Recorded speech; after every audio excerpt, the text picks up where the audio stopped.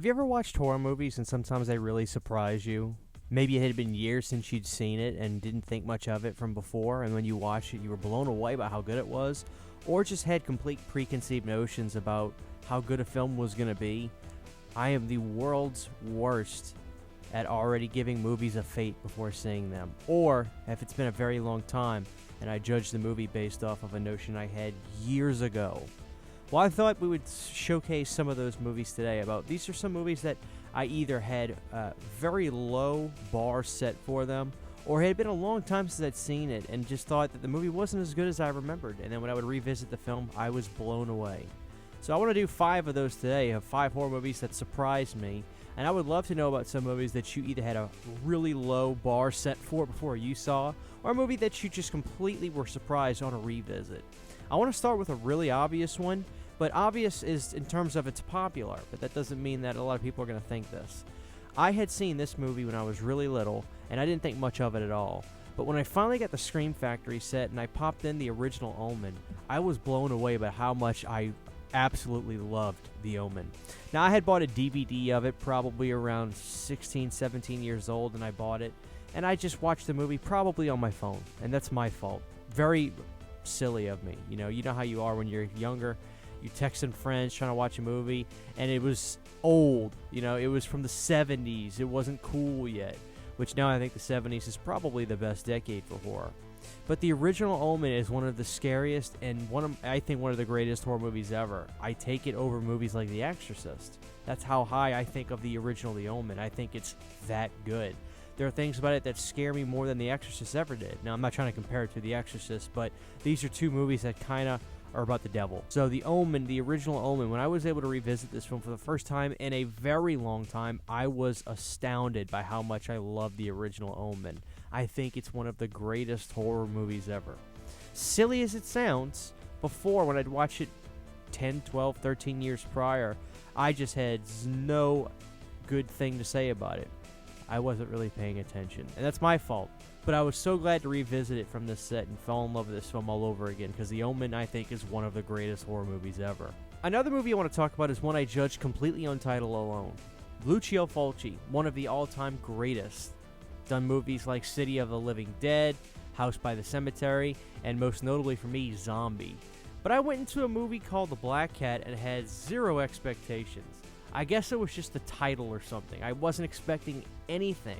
As a matter of fact, I even bought this Blu-ray and didn't watch it for a few weeks because I was just like, Well, I finally popped on The Black Cat, and I was astounded how much I liked it. This was a really cool movie with some really great kills. I really liked the story, and to me, it's a staple from the Lucio Fulci library.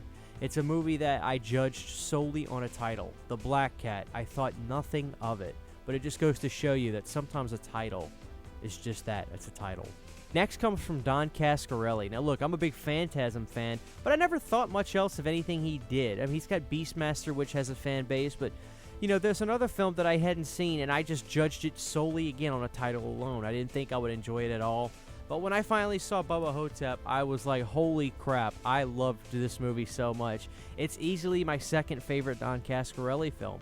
It's really entertaining. It's a really funny, unique story about Bruce Campbell being Elvis, but he faked his death and had another guy be him, and basically he's living in this old retirement home, and he's wanting some action in his life again, and then all of a sudden this demon monster guy comes back and he gets ready to fight him, and it's a really charming, fun, sleazy comedy in a sense. Some of the humor is really gross, but it's really, really funny, and it's actually got a really charming ending that almost brings a tear to your eye, to be honest with you. It's a movie that has a lot of heart, love, and soul, and I love it. I think it's one of Don Cascarelli's best films. Now, they've tried talking about making sequels, but Bruce is a hard guy to pin down, and quite frankly, I'm kind of glad it's a one-and-done film because they really get all the story out in one take. Now, when it comes to horror, going to the 1970s is something I'm still doing and finding movies from that era that I'm really falling in love with. I actually just watched a movie called Beware My Brethren. Think about a British horror movie that's kind of like Maniac, but with a really dark religious backstory.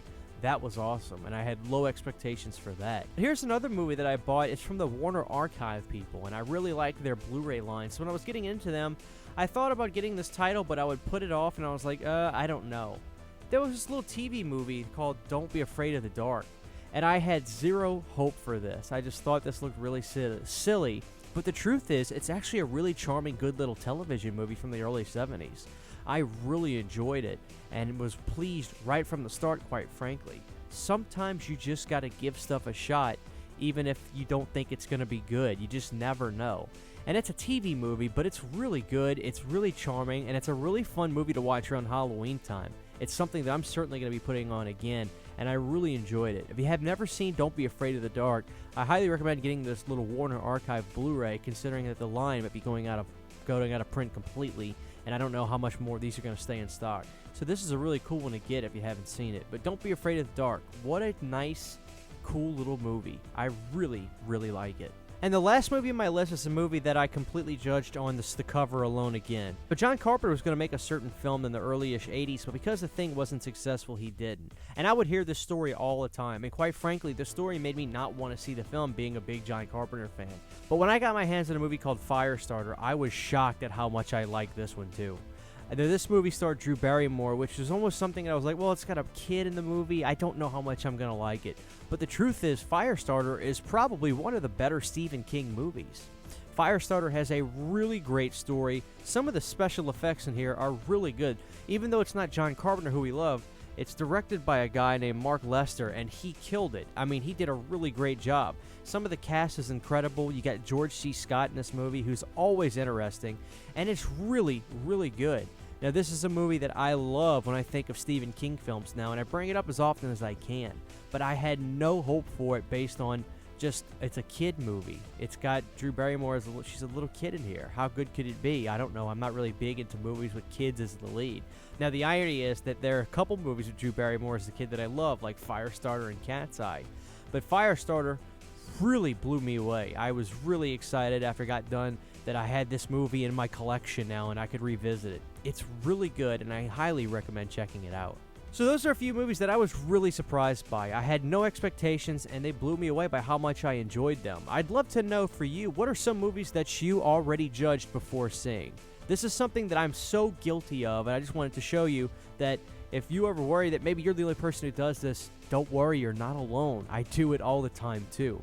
But tell me in the comments section below, what are some horror movies that you were really surprised by? Thanks for watching.